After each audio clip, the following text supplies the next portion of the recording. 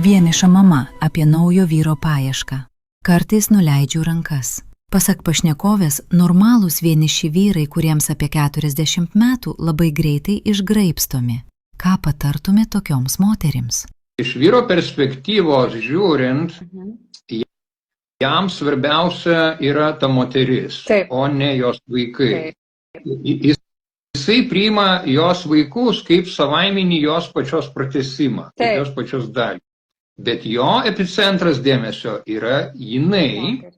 Ir jeigu jinai supranta tam tikrą išmintį, ir jeigu jinai į jį atsineša arba jį žiūri kaip į pagrindinį, kaip į patiną, kaip į meilužį, kaip į mylimąjį, bet ne kaip į vaikų tėvą. Ta prasme, vaikų tėvas yra antram plane. Jeigu į pirmam plane jisai kaip asmuo, kaip žmogus, kaip vyras, tada šita dilema išsisprendžia. Tada jisai rūpinsis ir jos vaikais.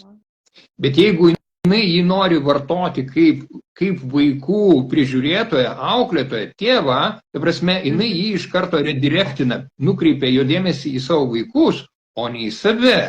Tada gali kilti problema ateityje, kad jisai gali pajaust, kad jis yra jūzinamas, vartojamas tik